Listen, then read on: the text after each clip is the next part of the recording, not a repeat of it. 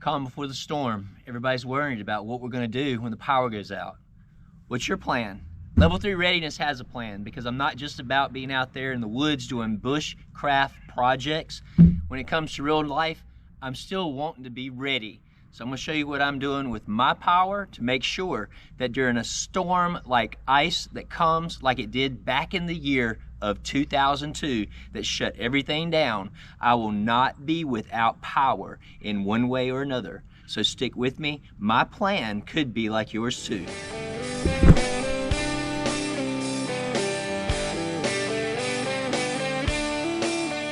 Hey guys, what's your plans for when the power goes out?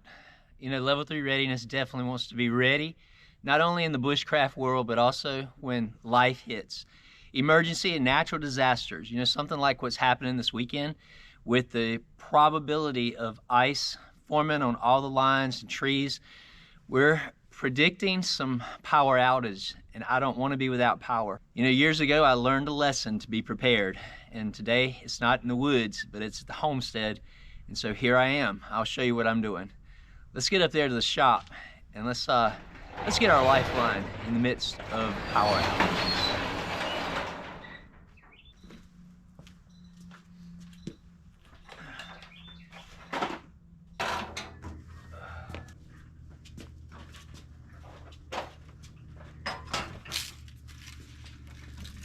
All right, so I know everybody and their brother has a generator. This right here is a Duramax Next Generation Power System Elite Series. It's an old generator. I got this thing in a result of what happened in 2002 here in North Carolina.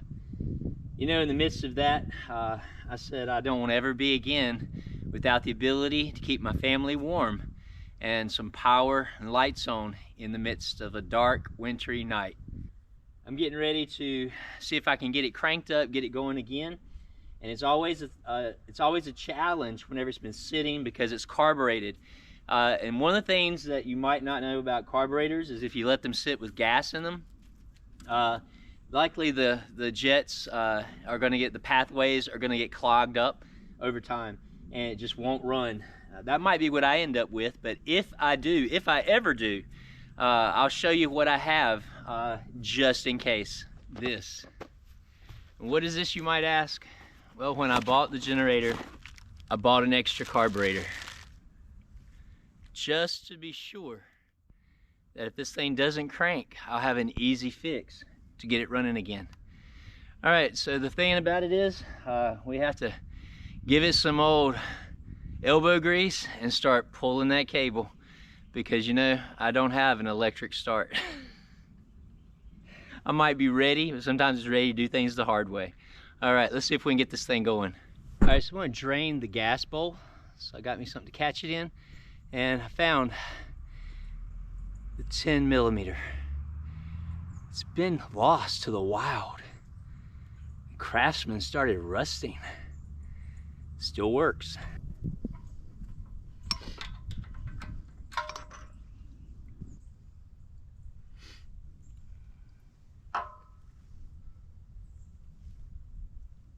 Yeah, doesn't smell like bad gas at all.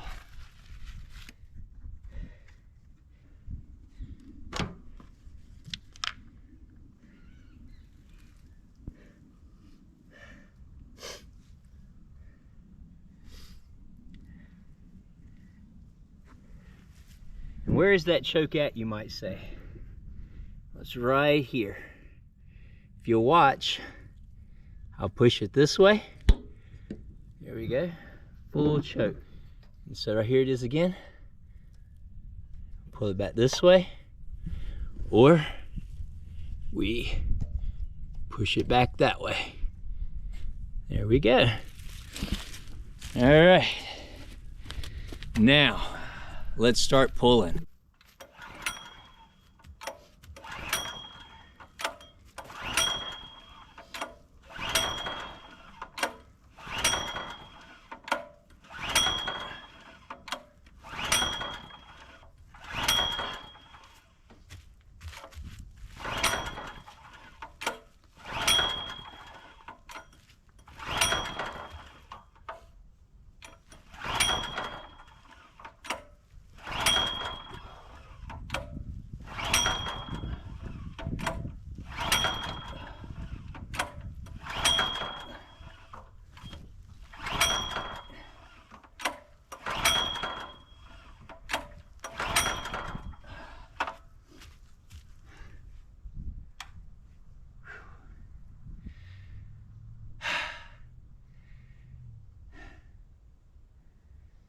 But you don't quit, you don't give up. It's a carburetor.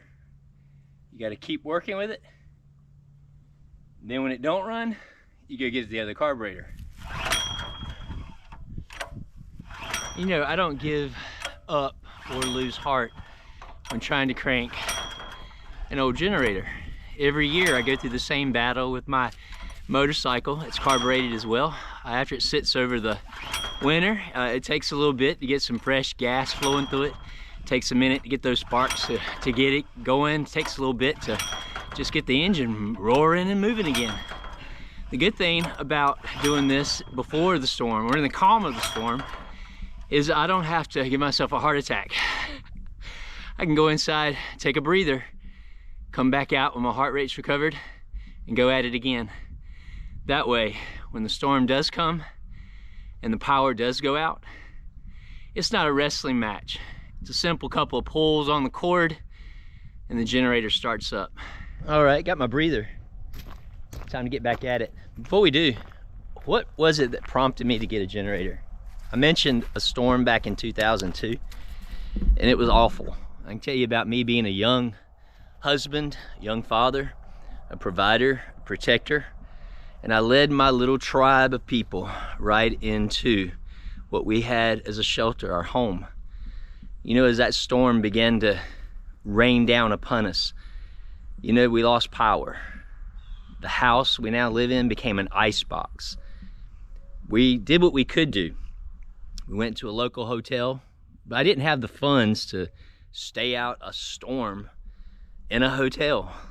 So we humbled ourselves and we went to stay with our in-laws. We took about as much of that as we could take, and we came back to the homestead and slept in the minivan. I know, crazy, right? Could things be that bad? Well, when you're living with people, things can get a little tight. In the midst of emergency situations, things can be very stressed. And you know, we did best when it was just us and our little family. We did weather the storm. We survived. But I thought to myself, I don't want to put them through that again. I want to make sure that the house we call a shelter, the shelter we call a home, will actually see us through winter storms. And that generator was my key. All right, let me get back to pulling that cord.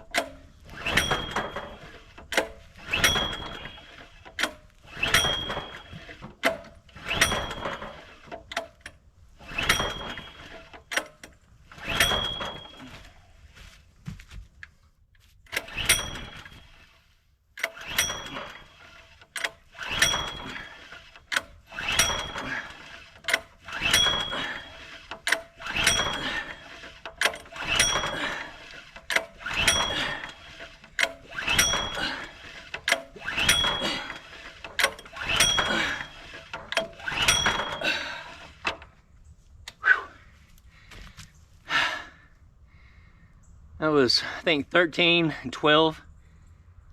I was going for 12 by 12. And I'll keep doing that until I finally decide it's time to pull the carburetor.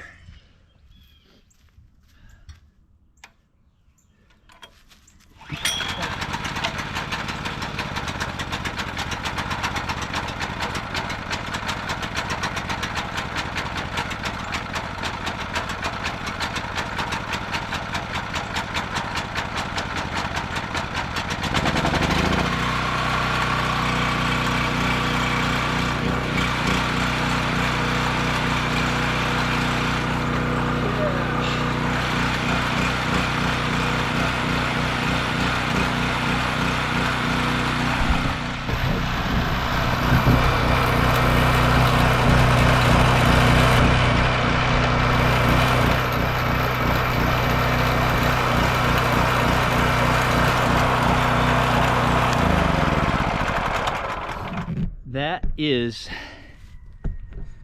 a success. I'll show you something that I had to do actually, again in a fix one winter when we were using this thing. So check this out. All right, so let's look at the control panel here. And one of the things we'll notice is a double pole breaker. Now this double pole breaker was rated for 20 amps. In the midst of that, it started tripping.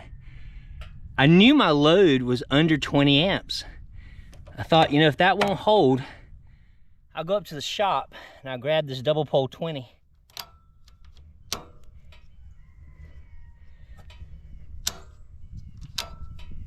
And so that is my breaker now that's operating my 240 volt receptacle that powers my panel box.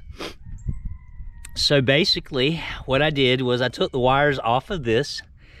I tapped in some THHN 12 around here to feed this breaker. And then I took my THHN 12 out and fed my 240 volt receptacle. Now, you know, here's the thing about that. You might know and recall, I was a licensed electrician up until this year. And I did all of these things with knowledge, with safety in mind. I know exactly what this will do. I know exactly how this operates. I know exactly what can go wrong and how it might go wrong. But, you know, again, I'm keeping everything under the load and the rated load of the generator, so I don't have any issues. Now for that, that's just one part of it. I also had to tie this thing in to my panel box. Let's go down there and just take a look at that. All right, so what we have here is our plug-in, our male, that feeds into the generator socket. And what we do here is we bring it in and into the panel and up into a 20 amp double pole breaker. Let's see, this one's not it. That's our inside heat. This one right here is off. So if I pull my panel box off and I see this 30 amp breaker there, I will know that that's the one that I'm back feeding into the house. I'll turn my main off. I'll turn everything off in here, and I'll turn on just my 20 amp heat, and that will get us warm inside. That'll keep us comfortable, at least in one room of the house. And so, you know, I hope that this will all fare well. I hope we get snow, not ice. But if the ice comes and the power fails us, I won't fail the family. You know, again, that's what being ready is all about. I remember a time when I didn't have a generator. I remember a time when I didn't have a means to protect myself, my family. But you know, again, that's where people come into play. And I know sometimes we can get so isolated. You know, I'm also, as I've told you before, a pastor of church. I have a community of brothers and sisters. You know, it's so important to be plugged into a community of faith during times of trial and trouble and tribulation. You know, I know today that I could go to my mother-in-law. She would be happy to provide for us. Or I could call on a brother or sister from the church and they would be happy to provide for us. But the Lord has brought me to a place where I can now provide some sanctuary for my family. And you know, if worse came to worse and someone called on me, I could welcome into my warm room so that they could weather a winter night. All right, guys, I'm gonna try to get this one up for Saturday before the storm, and I'll give you an update of how things fare. If I have to get the old Duramax out, haul it over here to the house, plug it in, and keep us warm through an icy winter night. All right, guys, this is level 3 readiness. Remind you, finish what you start, finish strong. Be ready for anything. Even to give the old heave-ho on a generator that's carbureted and you know it's got to start up. So this is another year I won't have to break out that new carburetor, but when the time comes, it's on the shelf. Level 3, out.